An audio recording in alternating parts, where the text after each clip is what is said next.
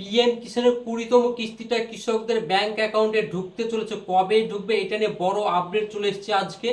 এবার কিন্তু পিএম কিষাণের 20তম কিস্তিটা কিন্তু অনেক কৃষকরা কিন্তু নাও পেতে পারে। কি কারণে পাবে না, টাকা পাওয়ার জন্য কি করতে হবে সেটাও কিন্তু জানাবো এই ভিডিওর মাধ্যমে। অবশ্যই পুরো ভিডিওটা দেখতে থাকুন।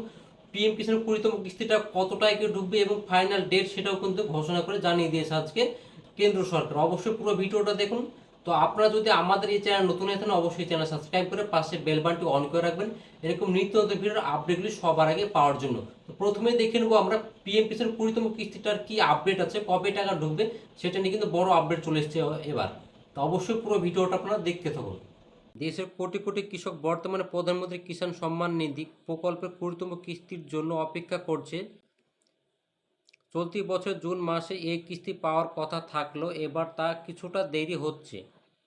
প্রধানমন্ত্রী নরেন্দ্র মোদী জুলাই মাসে এই কিস্তির কৃষকদের ব্যাংক অ্যাকাউন্টে স্থানান্তরিত করার বলে আশা করা যাচ্ছে। এবার কিন্তু আপনাদের জুন মাসে যেহেতু টাকা ঢুকেনি, এবার কিন্তু জুলাই মাসে টাকা ঢোকার সম্ভাবনা কৃষকদের আছে। ডাইরেক্ট কৃষকদের ব্যাংক অ্যাকাউন্টে কিন্তু টাকা ঢুকবে। কি কারণে দেরি হচ্ছে সেটা নিয়ে কোনো আপডেট জানা যায়নি। তবে এবার কিন্তু জুন মাসে যেহেতু টাকা ঢোকেনি, আপনার জুলাই মাসে অবশ্যই সবার ব্যাংক অ্যাকাউন্টে টাকা ঢুকে যেতে পারে। আপনারা অবশ্যই ব্যাংক অ্যাকাউন্টগুলো ঠিক করে রাখবেন। এই প্রকল্পের আওতায় প্রতিটি যোগ্য কৃষক বছরে 3টি কিস্তিতে মোট 6,000 টাকা পান। প্রতিটি কিস্তির পরিমাণ 2,000 টাকা এবং তা 4 মাস অন্তর অন্তর প্রদান করা হয়। গত ফেব্রুয়ারি মাসে 2025 সালে 19তম কিস্তি হয়েছিল। অতীতে জুন মাসে কিস্তি সাধারণত জুন মাসে শেষ হওয়ার আগেই প্রদান করা হয়, কিন্তু এবার তা জুলাই মাস এগিয়ে এলো। এবার কিন্তু কৃষক এবার কবে তাদের টাকা ঢুকবে, যেহেতু জুন মাস পেরিয়ে গেছে, জুলাই মাসে হয়ে গেল তাও কিন্তু কৃষকদের ব্যাংক অ্যাকাউন্টে টাকা ঢুকেনি। কেন দেরি? যদিও সরকারিভাবে কোনো কারণ জানায়নি, তবে সূত্রের খবর অনুসারে কিছু প্রক্রিয়া এবং যাচাই সংক্রান্ত কারণে এই কিস্তি কিছুটা দেরি হচ্ছে। তবে শিগগিরই প্রধানমন্ত্রী নরেন্দ্র মোদী হাত ধরে একটি বিশেষ আনুষ্ঠানিক মাধ্যমে এই অর্থ বিতরণ করা হতে পারে আশা করা যাচ্ছে। কৃষকদের কী কী করতে হবে? যারা 20তম কিস্তি পেতে চান তাদের অবশ্যই কয়েকটি গুরুত্বপূর্ণ কাজ সম্পূর্ণ করতে হবে। ইকেওয়াইসি সম্পূর্ণ করা, যে কোনো কৃষকের জন্য ইকেওয়াইসি করা বাধ্যতামূলক।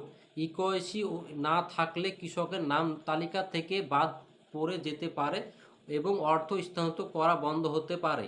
যদি আপনাদের ইকেওয়াইসি করা না থাকে তাহলে কিন্তু আপনাদের টাকা ঢুকবে না। এবার কিন্তু ইকেওয়াইসি করা বাধ্যতামূলক। ইকেওয়াইসি থাকলে আপনাদের প্রত্যেকটা কৃষকের অ্যাকাউন্টে কিন্তু টাকা ঢুকে যাবে। যাদের ইকেওয়াইসি করা থাকবে না তাদের কিন্তু টাকা ঢুকবে না। ইকেওয়াইসি অবশ্যই আপনাদেরকে করতে হবে। আধার ও ব্যাংকের অ্যাকাউন্টে লিঙ্ক, অধিকাংশ ক্ষেত্রে অর্থ স্থানান্তর ব্যর্থ হওয়ার কারণ আধার এবং ব্যাংক অ্যাকাউন্টে তথ্য মেলে না, তাই এই তথ্যগুলিকে সঠিকভাবে যাচাই করে রাখতে হবে। অনেক ক্ষেত্রে কিন্তু কৃষকদের ব্যাংক অ্যাকাউন্টে টাকা ঢোকে না, তাদের ব্যাংক অ্যাকাউন্টের সঙ্গে কিন্তু তাদের তথ্য মেলে না।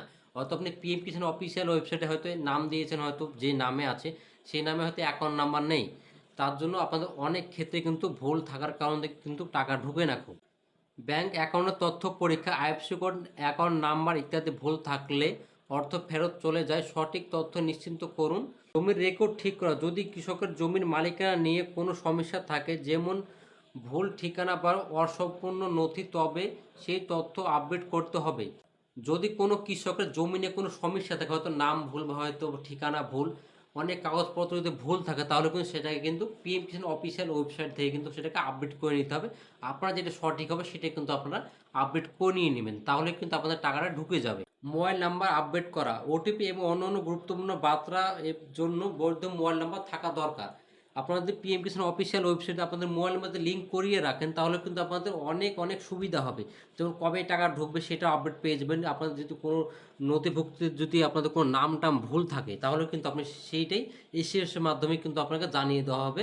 পিএম কিষাণ অফিসিয়াল ওয়েবসাইট থেকে কিন্তু আপনাদের সেটা জানিয়ে দেবে এবং মোবাইল নাম্বার থাকলে অনেক অনেক সুবিধা আছে। তো অবশ্যই আপনাদেরকে বলবো আপনারা অবশ্যই মোবাইল নাম্বারটা লিঙ্ক করে নেবেন। লিঙ্ক করে নিলে কিন্তু আপনাদের আর কোনো রকম সমস্যা হবে না। তো ভিডিওতে ভালো লাগলে অবশ্যই লাইক করে দিন, বন্ধুকে শেয়ার করে দিন যেন বিষয়টা তারা জানতে পারে।